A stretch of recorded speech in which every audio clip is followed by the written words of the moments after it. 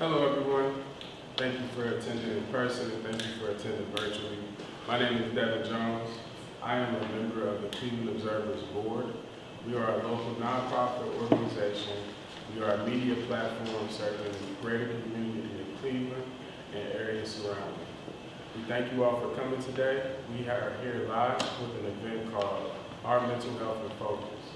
The purpose of this event is to talk about mental health in Cleveland and ways that we can address the issues that we are seeing on a day-to-day basis. Today we have two very esteemed guests, and we'll allow our moderator to introduce them.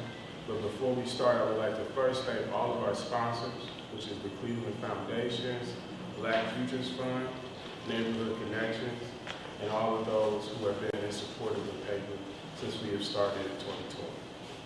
Lastly, I would like to thank all of our partners who have set this event up. Number one, the Cleveland State University, the mighty Cleveland State University, excuse me. We would like to thank you all for your support. And we would like to also bring up our program that this is a part of, which is the Student News Desk, which serves the greater Cleveland community by bringing students into the newsroom, into the community spaces and places to talk about the issues that impact residents. So we're very excited to have this event, and we're excited to have many more in the future. Please look us up at thecleobserver.com. One more time, thecleobserver.com. And I'd like to introduce our moderator, Tiffany. All right. Hello, everybody. Hello. My name is Tiffany Alexander, and I will be moderating today's panel on mental health issues in the Black community here in Cleveland, Ohio. I have two guests. To my very far left is Eric L. King, Sr. He is a licensed professional clinical counselor and a graduate of Cleveland State University with a master's degree in clinical psychology and community mental health counseling. He has a positive, relaxed, and calming approach to working with his clients. In addition, Eric utilizes an integrated strength-based cognitive behavioral approach to working with adolescents, adults, and families. Eric and his wife, Joy King, are the founders of Mental and Emotional Wellness Centers of Ohio, which is one of the few Black-owned mental health practices in the state that offers a whole-body care. To my immediate left is Ms. Qwen Smith. She is a licensed professional counselor who believes there is a profound power in a therapeutic relationship. Qwen assists clients struggling with depression, anxiety, and other mood and behavioral disorders. In addition, she works with families struggling to grow together due to poor communication skills. Her client population consists of adolescents and adults between the ages of 12 and 55. Qwen graduated from Cleveland State University with a Master's of Health Education degree in mental health counseling. Her training has provided her the experience of working with a diverse multicultural clientele. Her goal is to provide the healthiest clinical environment to best support her clients through their therapeutic growth process. So this is a community conversation. I have some questions that I'm going to ask both Eric and Qwen. But at any time, if you have questions, make some noise, raise your hand. Again, we want this to be a dialogue, a conversation, and the beginning of many dialogues and conversations. So I am going to first open up this question with, this panel with something incredibly broad. And I'll start with Eric. What is mental health? Oh, wow. To make it actually simple, or hopefully keep it as simple as possible, mental health is simply how you respond to certain things that occur in your life. So we're talking about behavioral response, we're talking about physiological response. It's just literally we have things that happen to us in our everyday life, and how we respond to that dictates how the quality of our mental health. Okay. Qwen, do you have anything you want to add to that? Yeah, I'll add that in addition to your behavioral response and your physiological response, you have to also be aware of what's going on mentally for you, what thoughts you're having, being able to understand how those connect to your behavioral responses as well as your emotional responses to be able to then decide best how to respond. Great. When people think of being treated for mental health, a lot of different types of practitioners come to mind. There are counselors, there are therapists, there are psychologists. Who are these people? What do they do? Go ahead, you go. Well, so I'll start with psychiatrists. So psychiatrists they have medical degrees. They're medical doctors that they focus on your biology and what's going on as far disorders or chemical imbalances that contribute to the problems that you might be seeing, and they prescribe medication. And then the others, social workers, counselors, even psychics, those are practitioners. So more that's working with some of our theoretical approaches to behavioral change or emotional fulfillment. They work from modalities such as cognitive behavioral therapy, trauma-informed therapy, those modalities. Now, the difference between a counselor and a social worker, it sometimes has to do with how they connect to the client. Sometimes social workers are viewed from connecting with the client in more of a system-oriented approach, meaning as in family system, community system, and sometimes counselors are more focused on that working in office behavioral understandings and communication as well as emotional stability. But for the most part, other than psychiatrists or psychiatric nurse practitioners, we pretty much do the same thing, but just have different approaches to our clients. Okay. And when might someone choose to see a practitioner or be encouraged to see a practitioner? I would say if they're noticing that they are having a hard time navigating things at home or at work, or they're finding a lot of problems in their relationships with people, or they're just noticing or something really big has happened, a loss or things going on out in the community, a pandemic, those types of huge stressors and how people are responding to them. If they're having a hard time being able to, get their work done or have fulfilling relationships with people, or just take care of the normal responsibilities at home, keeping up with, household things, that might be an indication that they should speak with someone with the problems they might be seeing. Also, when you see a change in behavior, and that behavior is impacting your day-to-day life. So there are times when things are happening to us that don't necessarily warrant someone, going to see someone. It's really when your day-to-day life or your habitual life is impacted and you begin to see a change in your behavior, and have to be surrounded by individuals that can tell you the truth, that can allow you to be corrected, so to speak. I thought I caught a glimpse of a hand somewhere. Did anyone have a question or something they wanted to add or contribute? And again, we wanted to make this a dialogue, so anytime you have something that you feel like you want to say or add or contribute, please feel free to raise your hand or somehow otherwise get my attention. So we talked about lifestyle factors that can affect your mental health. You mentioned the pandemic. That's one of them.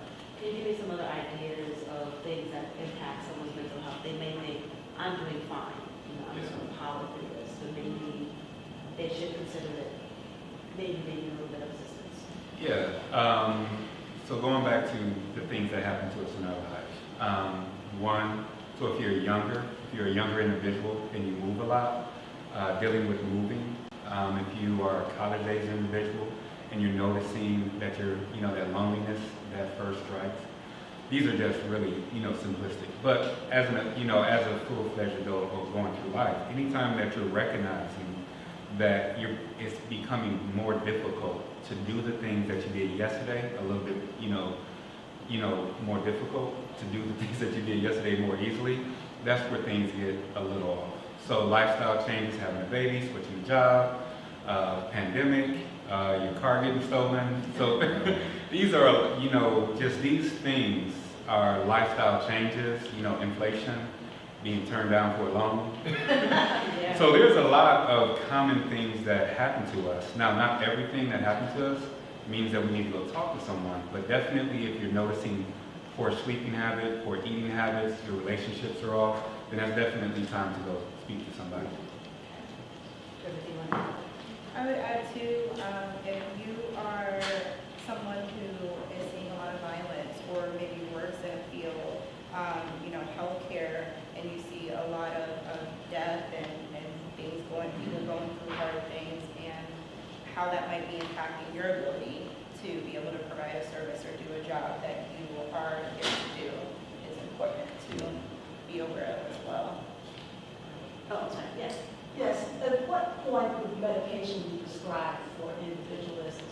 experience a mental health episode? It really depends on the person and what stage of their distress that they're in. So there are times when someone have situational struggles that don't necessarily means that they need some type of medication or intervention.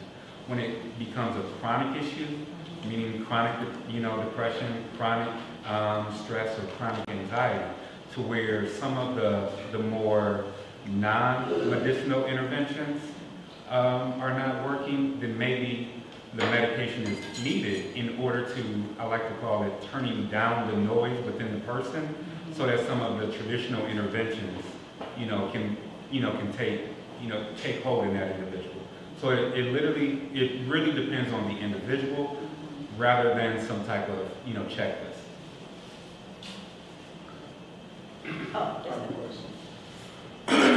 When I heard you briefly mention if someone is experiencing or around violence in prolonged periods of time. So I guess my question is centered around trauma. We're all members of Cleveland presumptively. How is it that we can address the trauma that people are seeing on a day-to-day basis in formal settings such as in clinical perspective and as in communities perspective? That's a really good question, because I have a lot of clients who often don't realize that the things that they've gone through and seen can impact them in a traumatic way. And so really informing people what is trauma, and it can be seeing a lot of violence, being involved in a lot of violence, or having a parent that's incarcerated. Those things count as trauma, and if you are having a response to it, having a hard time being trust people, and just how that impacts you, being able to understand how that can impact a person, and talking about that and normalizing that too, because a lot of people, especially Black people, we tend to, have the mindset we have to be strong, we have to keep going, we have to be resilient, and we have this, tolerance for a lot of things that we have gotten used to tolerating and kind of desensitized in ways for some people as well. And so it's important to have conversations, inform people, normalize that it's okay to have those responses to things that are happening, and being able to talk about ways that we can take care of that, because you can overcome that and move forward. The other part is, if you're out in the community, having space in order for an individual to feel comfortable. So if we're talking about community locations, we're talking about community events, allowing an individual to, strategically setting up the space so that the individuals that, come to that space see it as a free area, see where they can take off their mask. And then you go into that concept of education, normalization, and breaking down the stigma. We have to have more locations where we feel comfortable in faces that look like us talking about these things and normalizing, not the violence, because we do a really good job of normalizing the violence, but normalizing the discussions that help us process what we experience and what we see as well. Yes. Working with, as therapists and working with young children, how do you engage them, or what tools do you use to get them to engage with you? Because I know that can be a challenge. So what steps do you take? Just for example, in your practice. So what I like to do is just be me. A lot of times when individuals come in, or depending on who you are, you have this grand plan of what you're going to do and how you're going to do it. First of all, just be who you are. So one of my tools that I use is literally, if I have a new client and they have their parents, while I'm speaking to their parent or while they're in the room, the very first thing after I go through all the paperwork is say, okay, if you're looking for someone to be a reporter on your child, I'm not the best person. If you're looking for someone to actually come back and tell you what this child is talking about, I'm not that person. And so what that does is tell the child that this is a safe space. And being exactly who you are and meeting them, which is one of our terms, where they are. Don't try to go in being a friend. Don't try to go in being a mentor. Don't try to go in education. Just literally just be quiet and listen. That's really important, and just helping them understand that you're there to help them. You're there for them, and you want them to feel a part of the process just as much as you are, because you are going to help them together. And finding, asking about their interests, what they enjoy, what they would maybe like brought into therapy. If they have an interest in art, then we can figure out ways to do art in therapy, or games, things like that. Or, if they like sports, being able to bring sport references into things to help deepen their understanding of what they might be experiencing, so that they really feel like it's their time to help them feel comfortable. Kids are smarter than what we think. Yes. And they're more intuitive to their emotions than what we think. And so if we just start with that premise, that they're not dumb, that they're not, they know what's going on with them, and just be quiet and let it happen. Anything else from the audience? Yeah, I want to say something about the tool that she just mentioned. About 3 weeks ago, my company has met with the First Lady of Georgia at this camp on a tool that we developed, that can be deployed to the therapist, that can be used as a force multiplier, so they can continue the engagement with the child in between the actual appointment, right? So there's evidence-based exercises and expositions in a cloud-based closed environment that the therapist can grab and send out to the child, right? In that 2 to 3 month period, we're not seeing the children at all, So, and it helps with the removing the stigma, because the child is able to use the device in the comfort of their own home. No one's watching them. And they're kind of getting comfortable, and oftentimes based upon the study, they share more when they have that type of opportunity when people not looking, right? And the therapist still has the ability to see the interaction between the child and the technology. So I think as we continue down this path, and we get technology to play a role in removing the stigma, it's better for us all. Yes. I just want to touch on what you were speaking about being yourself. I work with child family service, and we have different, we have plans how we're going to interact with children, and I see a lot of times that if we have plans where we're going to operate this way, a lot of times it doesn't work. But when you ask yourself, the kids will be honest, they're going to let you know how they feel, no matter what it is. They're not going to pull no punches, they're going to tell you how it is. So I definitely agree with you. Yeah, they're smart. They're what we think. Anything else from the audience? Okay. So we've touched on meeting tools, realizing when it might be time to see someone. Are there tools that any of us can use at home if we're starting to feel overwhelmed, we're starting to feel anxious, we're starting to feel like maybe this trauma or this experience I just had is starting to keep me from being my best self. It's starting to keep me from wanting to get up every day at 6 to get to work. Are there tools that we can use at home to help us do that? One of the things that I like to do is just read different books on different things. So Atomic Habit is a really good book that provides you a website to go to do this thing called the marble approach. So you get a marble, you get a bunch of marbles, you get a bowl, and each day you have a task that you need to do. You take a marble out of one, and out of the bowl, and put it into the next. And what it does, it provides the individual who is having a struggle with getting up, or a struggle with completing a task, be accountable visually to what's going on. So that's one. Another, if you're struggling with, I guess you were explaining physiological approaches to certain aspects, or certain mental health struggles. Some of the tools that I use or we use is one, deep breathing, belly breathing, box breathing, which is, you can look all these up, box breathing. Those are all some ways to help with anxiety. And just overall, an accountability partner.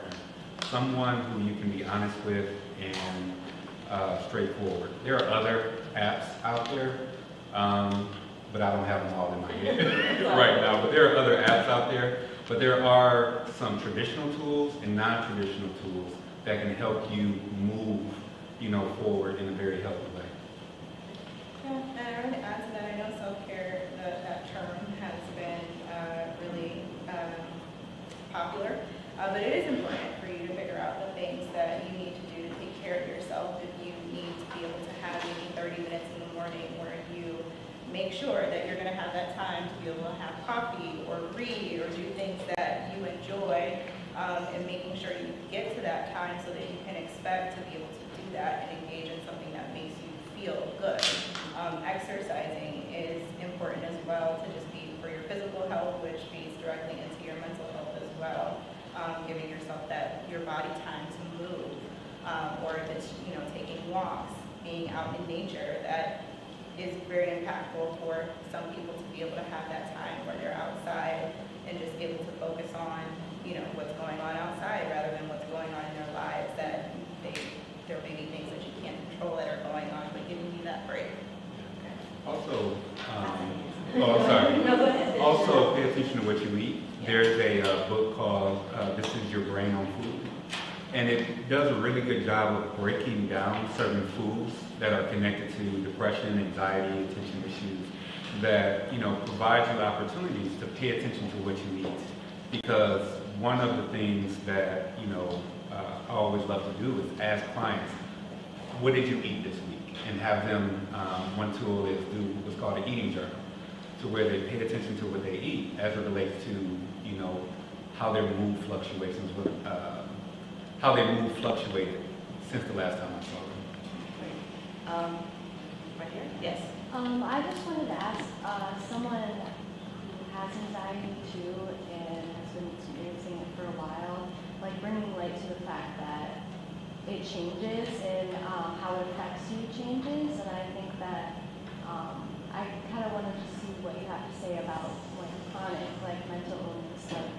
For me, I never maybe had physiological effects from my anxiety, but now, later on, now I am. And maybe the same self-care mechanisms that I once had don't work anymore. So, what would you say as far as navigating chronic mental illness and, the ebb and flow of how it changes throughout your life and, managing to find what still, gets you up, gets you up in the morning, gets you through what you want to do and what you're passionate about? Oh yeah, I'll start. Okay. So I appreciate your question because that is really real, right? Because we have clients and we'll be talking and they'll talk about how this might work this week and it's no longer working. And so it's really important to track that awareness, what's going on, what happened, what triggered it, and what did you do, and kind of monitoring how your response helped or did not help, and trying to figure out maybe what could be contributing to it not helping. So just gaining that awareness and understanding, having to reflect, and then try something new, which can sound scary because, with anxiety, change is not always the thing that you may want to do. However, but being able to kind of diversify and try a different skill for maybe a different category, because there's, distraction or self-soothing or relaxation, trying to just see what may help the next time and tracking that and giving it some time, because, you want to try it more than once or twice to see if it's something that could be impactful. Another follow-up to what Qwen was saying, be intentional. That's being intentional, knowing what the triggers are and knowing how your body responds to the triggers. And then just like Qwen said, be flexible. Be okay with understanding that if I didn't like my coffee the same way today, I might like it this way tomorrow. And being okay with being flexible and open. And then the other part is, to go to your point, as chronic. An individual that suffers from any chronic disorder, the vessel or the body does begin to break down. Because it is, when you were younger, you had more flexibility with your body. You had more, easier to repair. But and it is true, as you get older, you begin to notice that the things that I did before does not work, now. So that means that now I may have to implement stretching. Now I may have to implement possibly eating different, right? So go back to what I ingest. Also going to sleep or, ingesting less social media. So some of these things as it relates to how our body responds, first, realize that if you suffer from some type of chronic mental health, struggles, your body is definitely going to react differently than it did 5 years ago to 10 years ago. And being intentional and flexible on how you take care of your body will definitely help. So flexibility on activity, what you ingest, and how you protect yourself going back to self-care. Thank you.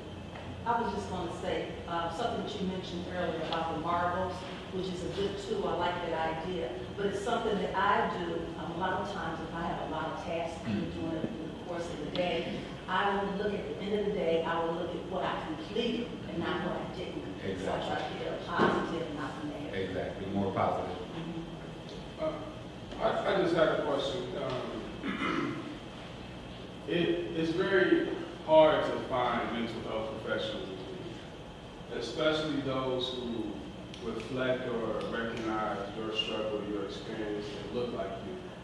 And so what are some tips or what are ways that we can go through the process of finding mental health care professionals in Cleveland? Secondly, how does a person know if this is a therapist for them? That's the hard one. Which one? All right, so first, to your first question as it relates to finding therapists, what I think is more therapists need to get out of the office and do this. More therapists need to be, especially therapists that look like us. Cleveland State, John Carroll, Ursuline, who am I missing? Notre Dame. So all these individuals produce, Case, I'm sorry.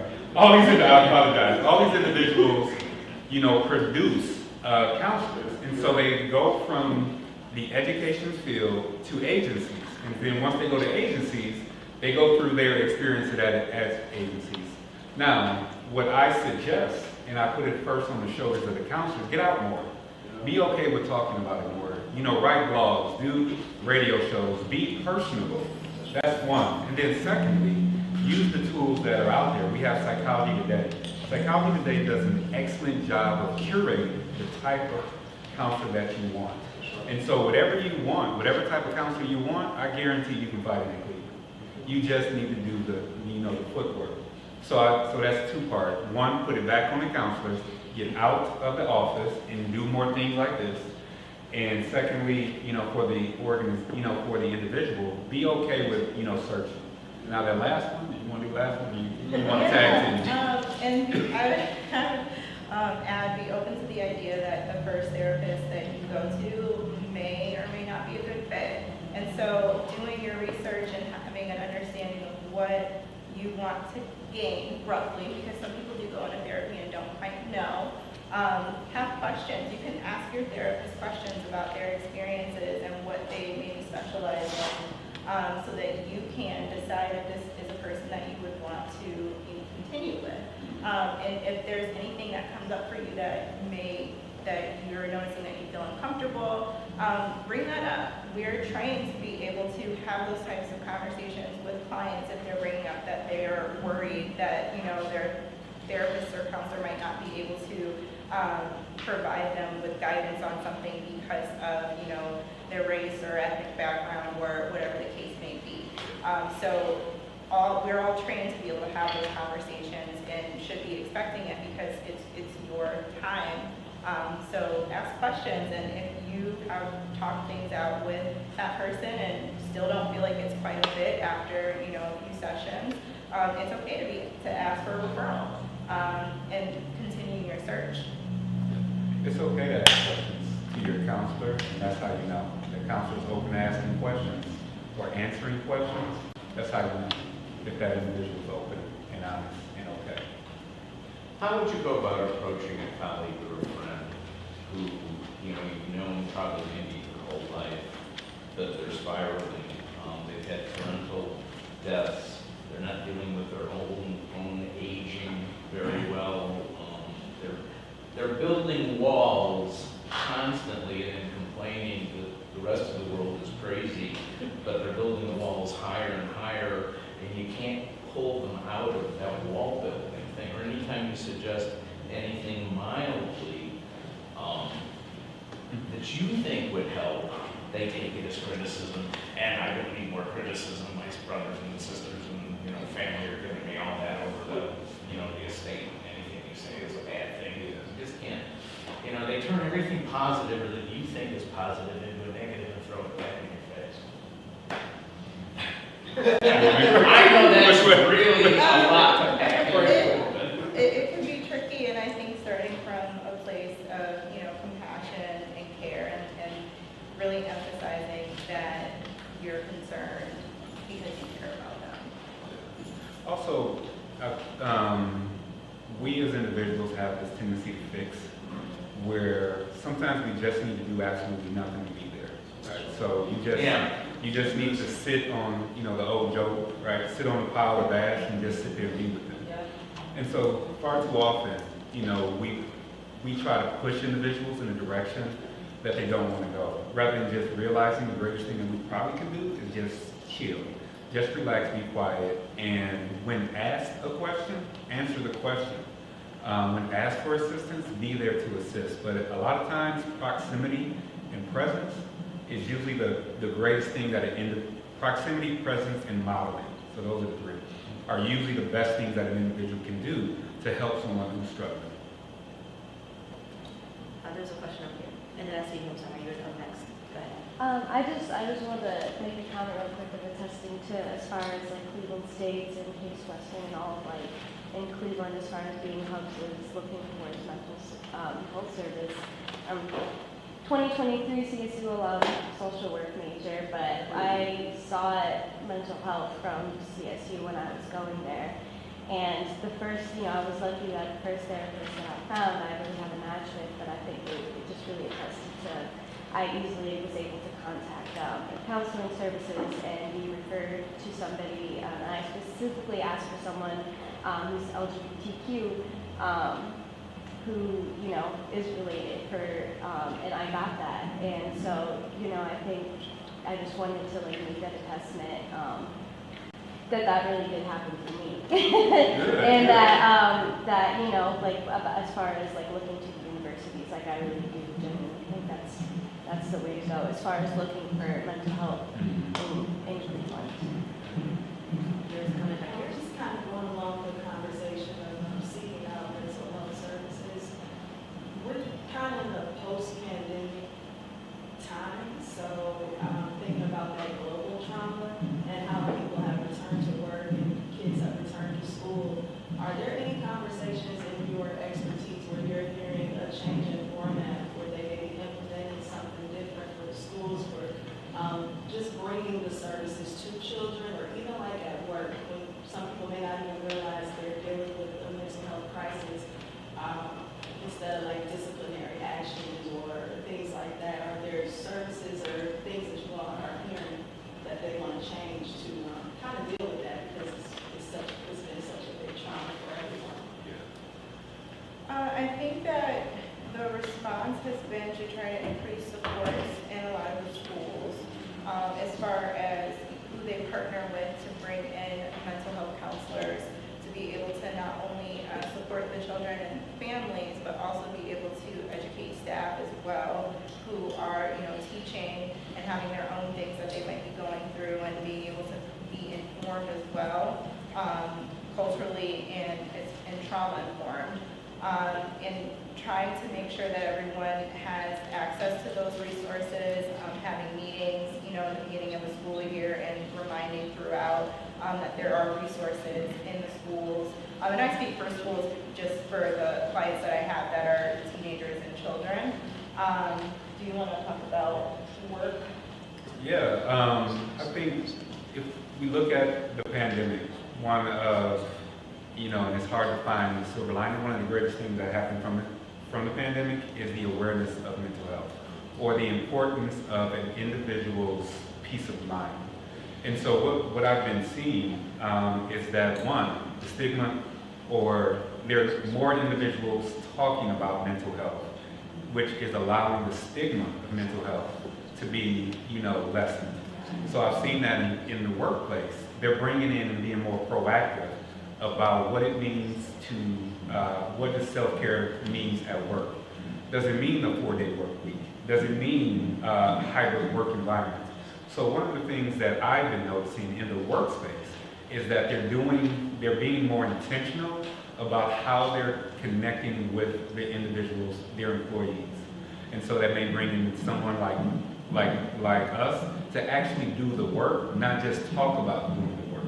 You know, they may bring in a mental health advocate when before they would bring in just someone to talk about a 5-step program or something. They're literally bringing individuals in who has licensure and all that other good stuff in to work with their employees, just like they do in school.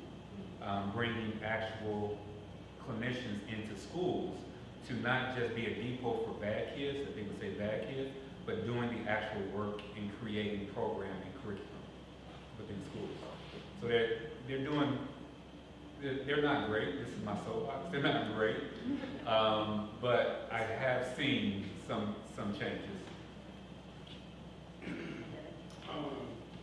I think it goes along the questions that Blair just asked. We are in a very interesting time as a people, right? As a country, we're continuously being divisive or divided. Locally, there are 2 different wars that a lot of people don't have context on or have an opinion about, right? I guess my question is, how do we begin to frame the discussion of mental health within this reality of calamity we're in, while we're still acknowledging what it is a blessing to be alive, but while still understanding where we are and how to sit with reality and to truly cope with what's happening? You know? Yeah, that, or you want me? The reason I ask is, I think it's a lot of times. Well, the reason I ask, I think a lot of people, when they sit there and think about therapy and they reject it, they think about people automatically becoming happier and this and that. But they're learning how to cope, right? So how do we make that more of a thing, right? I'll try to bring this one. You ready? Yeah, I'll have. So let's look at it like this. And great question, because definitely during the pandemic, the vicarious trauma of, the killing of black males, black individuals by police that we constantly watch, right? So to answer your question, you have to know your limits, because when we're looking on social media and we're watching some of these videos, or the only difference is right there in our face. So you have to know your limits, because you're definitely, because it's not happening to you, your body is being affected. So Body Keeps the Scores, an extraordinary book, read that. It's, vicarious trauma is happening, even if you feel as though it's not. So know your limits. That's the best I can. Yeah, know your limits and be able to have the space to talk about it when you do want to talk about it, because these things are inevitably happening and they do affect us. And when in the pandemic, when I was a school-based therapist at the time, we talked a lot about how to talk with the kids about what was going on to help them shape a healthy perspective of how to cope. So being able to have those conversations and kind of take a break from, school stuff, because there are other things happening out in the world that are directly impacting your ability to learn. So bringing that up and being able to talk about it and also give the tools of how to cope with it. I'm sorry, I'll address your question next. We have talked several times, you guys have mentioned numerous times, the physiological effects of trauma, of mental health, stress, strains, and whatever. And can you just kind of talk about what that might look like? Some of us might be experiencing something physiologically and not realizing this connection.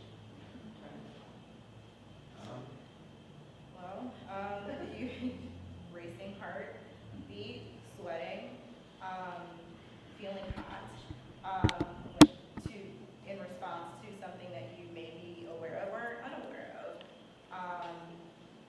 Shortness of breath.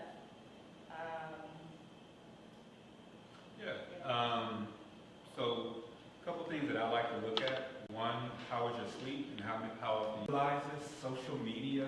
because we like to demonize social media, but social media has made millionaires. Let's be perfectly candid about it. It has made billionaires. So we can't throw the baby out with the bathwater. First thing you do, if I'm speaking to that athlete, is one, what's your intention for social media? Is it to increase your brand? What is it for? Secondly, let's come up with some parameters as it relates to this social media that feeds you rather than harms you. And then thirdly, have a constant feedback loop. There are some individuals, you know, I've heard and read that they don't read the what's it called? The DM thing. They don't read them. And what they do is when they post, they actually utilize that little button that says, do not allow comments. Or do not allow for, so they utilize the technology that is already built in to the device. And so if I'm working with those athletes, you know, I'm going to figure out their purpose for this thing and work within their purpose. Anything else from the audience? Oh, I'm sorry, go ahead.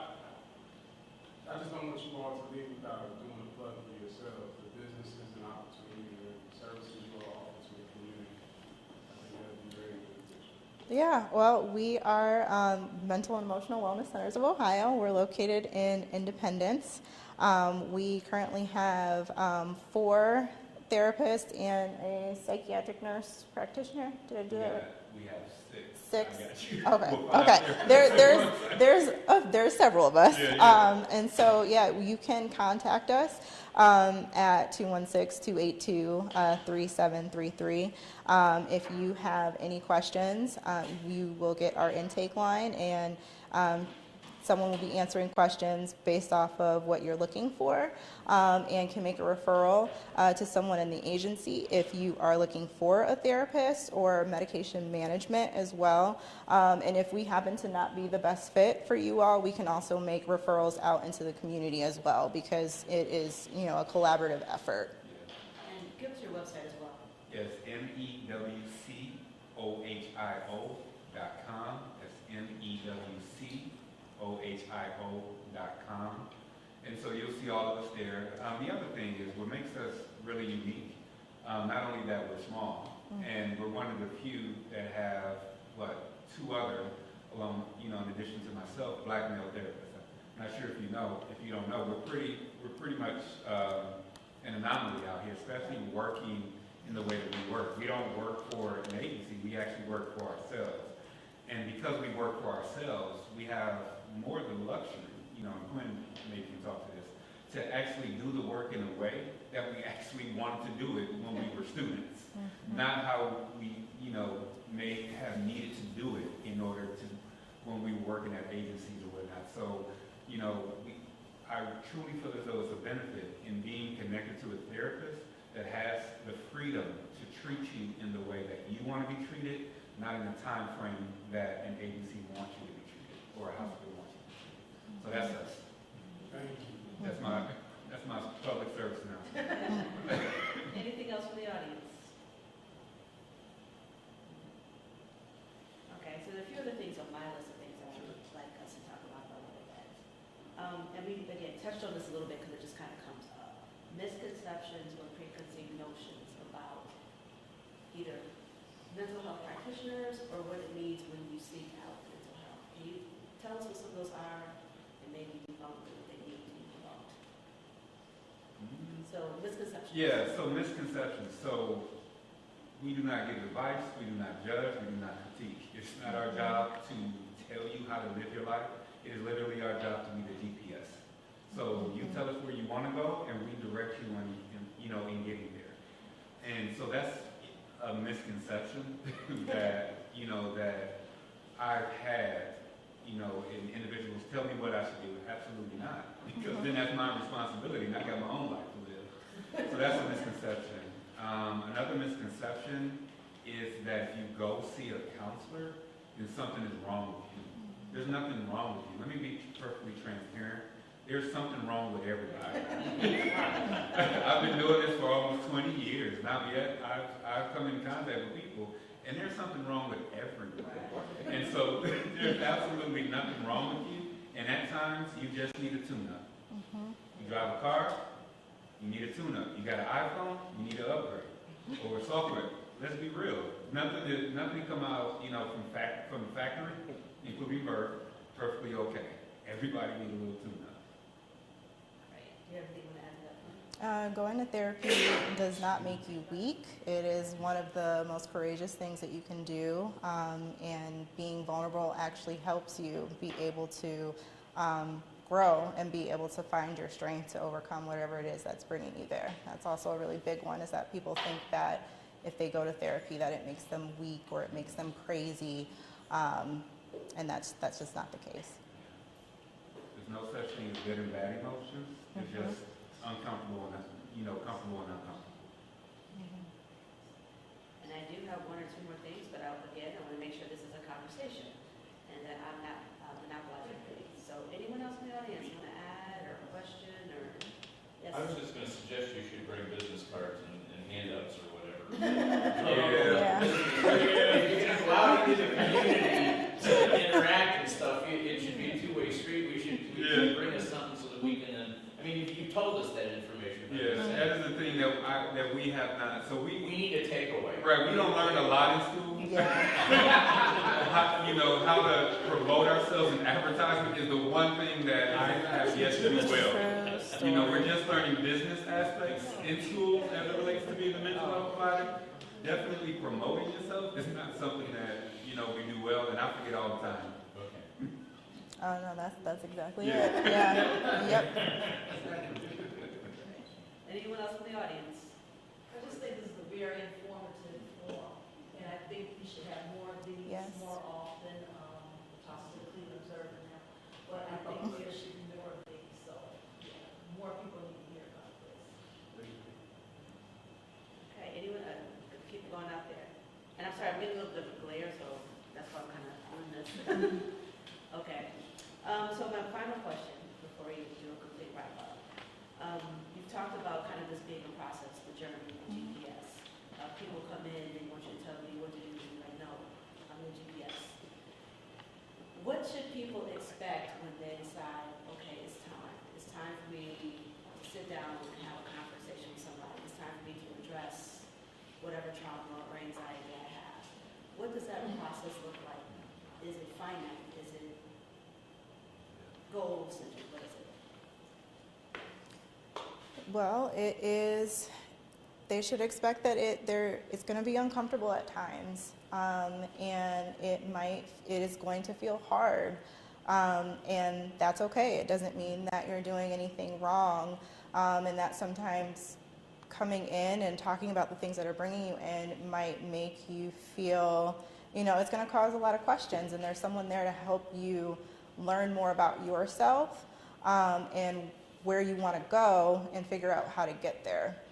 And some people go into therapy and for one reason, and then they discover that something else is really the underlying reason for why they're there, and so then that requires then more work. And then sometimes people come in and then the issue is resolved, but then they might be back in a few years because something else has popped up, because we don't know what's coming until it gets there, and we figure out how we're responding to it, and then realize that we need some help in getting through whatever it is that we're facing. So what I tell my clients is you start therapy in order to finish. And so you're not supposed to be in therapy for, not like you see on TV. You start therapy in order to finish. I also tell my clients it's like a dark tunnel. You start off on one end and you don't see the end, or you don't see the light at the end of the tunnel. But if you trust me as your counselor or your counselor to go through that tunnel, what will happen is you will see the end. Now, just like Qwen said, right smack dab in that middle of that tunnel, it's going to be dark. You're not looking back, you're not going to see light, and looking forward, you're not going to see light. Just trust that when you're in the middle, when it's difficult and most troubling to you, that is where the greatest change is. And so I tell my clients, the journey is literally just trusting me, trusting you, and knowing that at the end of this, you will be different. Because if you go backwards, you're only going to be stuck where you were, because you can't unlearn anything that you learned about yourself. It's really difficult. Well, it's impossible. And then one final We have a question Oh, on I'm that. sorry, I'm so sorry. I'm so sorry. Okay, Please. this is one question. Do you need referrals or what insurance do you accept, or is it like a pay per person type of? So no, you don't need a referral. We take pretty much all insurances. This is my soapbox. Pay your therapist, whether who it is, pay your therapist. Pay the copay. Pay, what they deserve. Because the greatest way to get more independent therapists out there to where you can have access to is to realize that what we do is a value business just like anything else. Meaning if you go get your hair done, your nails done, you pay those people, or you get your house cleaned, pay your therapist. Pay your copay, pay what is owed. And so that's my only thing. So we accept, at our practice, we accept all insurances. And we do have, if your insurance has a copay, pay that. But I think, one of the things that I always like to say is, we pay for things that we value. If you value yourself and your mental, stability, then pay the individuals that's helping. That was my public service.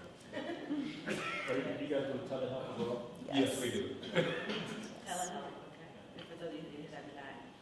All right, I do have one final question, but I want to make sure I didn't miss anything else before I do that. Everyone all set in the audience? Wonderful. If someone is apprehensive, they feel like they need to call you guys or someone like you, and that they're feeling apprehensive right now, what is your word of advice to that person? Ooh, let's see, apprehensive. I think, I don't know, looking at it from that standpoint, if an individual is if your insurance has a copay, pay that. But I think, one of the things that I always like to say is, we pay for things that we value. If you value yourself and your mental, stability, then pay the individuals that's helping. That was my public service. Are you guys doing telehealth as well? Yes, we do. Telehealth, okay. And for those of you who haven't that. All right, I do have one final question, but I want to make sure I didn't miss anything else before I do that. Everyone all set in the audience? Wonderful. If someone is apprehensive, they feel like they need to call you guys or someone like you, and that they're feeling apprehensive right now, what is your word of advice to that person? Ooh, let's see, apprehensive. I think, I don't know, looking at it from that standpoint, if an individual is apprehensive, they're not ready. What I would say to that individual, if you're apprehensive, continue to pay attention to the things that are troubling you and ask yourself, are you okay with what's troubling you? And the more you allow, the more that individual continue to ask themselves that question, they'll make the change and just be available. You have anything to add to that? Just asking yourself why. And I would also, if you are having questions about it that are causing you to be apprehensive, reach out and try to get some of your questions answered, because we are here to answer questions as well. Some therapists do consultations, so it's not something that you have to go full all in with. You can come in asking questions and do more research and just try to figure out what it is that you need that might help you feel more ready for the process. Wonderful. Yeah, her answer was way better.